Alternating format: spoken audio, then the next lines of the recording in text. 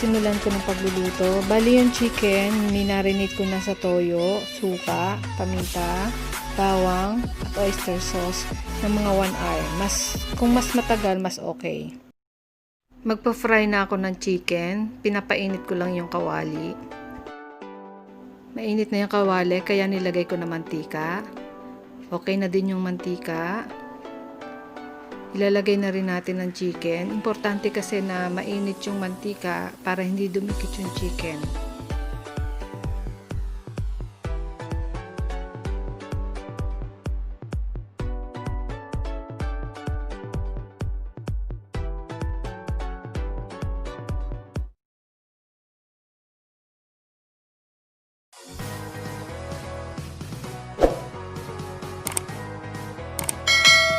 Konti lang niluto ko kasi dalawa lang naman kami kakain. So, hintayin na lang natin maluto. Okay na siya. Pwede ko na hanguin at ilagay sa isang plato. Okay.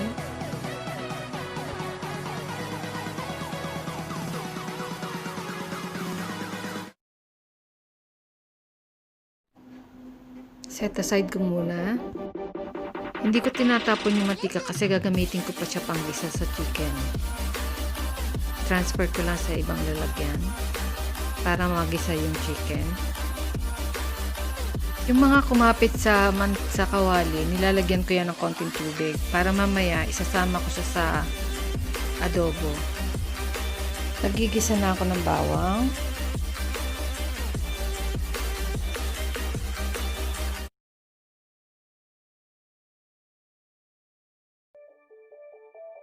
Lulutuin lang natin ng konti yung bawang tapos saka natin ilalagay yung chicken. Kung mapapansin nyo, yung bawang ko may balat. Hindi ko talaga tinanggal kasi may dagdag lasa siya sa adobo.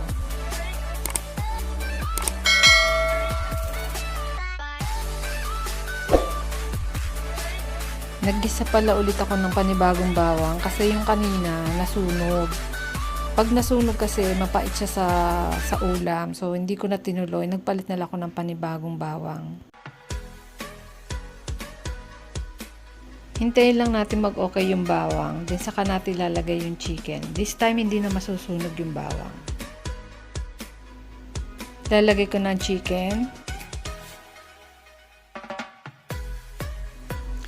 Kapit lang mga chicken. Parang roller coaster lang to. Enjoy the ride! Ilagyan ko na ng tubig yung kawali. So, ililipat na natin doon sa adobo. Para yung lasa ng pinagpritusan ng chicken, sumama doon sa kumapit sa lasa ng adobo.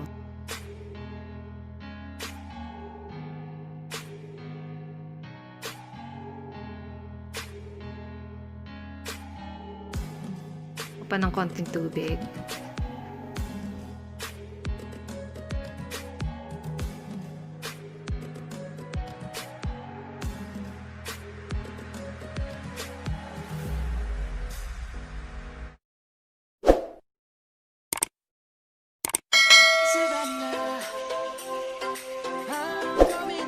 Takpan lang natin, hintayin natin na maluto siya.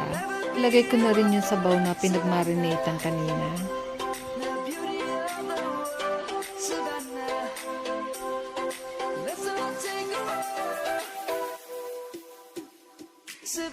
Lalagyan ko ng paminta.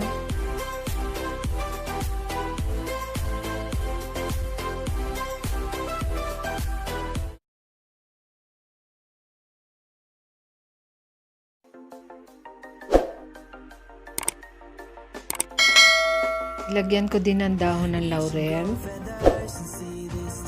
Tatakpan lang natin, hayaan natin maluto. Pag naluto na siya, then ipiprito. Shredded siya, tapos ipiprito.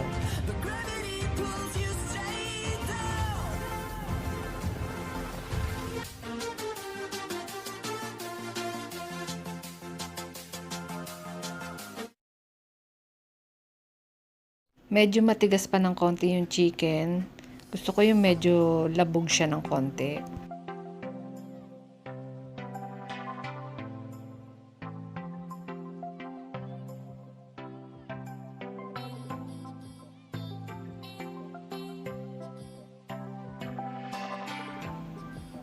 Magdadagdag lang ako ng tubig para mas maluto pa siya ng konti.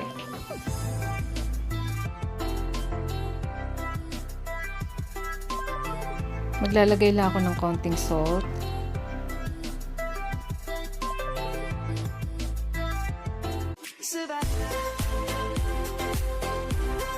At konting sugar para mabalance yung alat niya.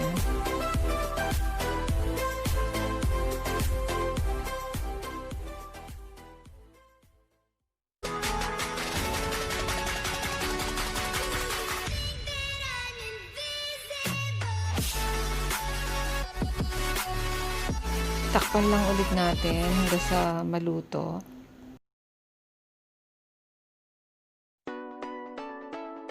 Yan, okay na siya. Hanguin ko lang para mag-cool down siya at ma-fry.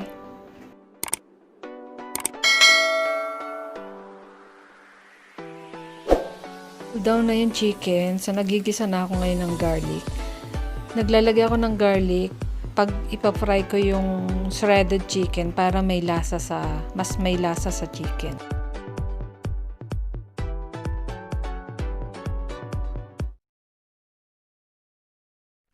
Ilalagay ko na yung chicken. Fry ko lang siya hanggang sa maluto.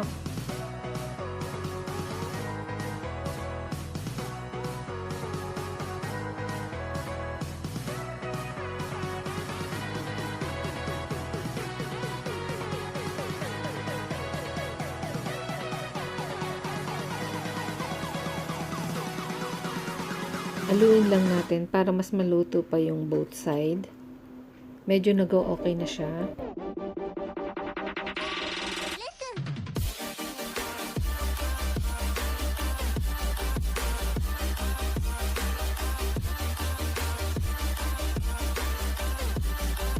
Ayan, okay na siya.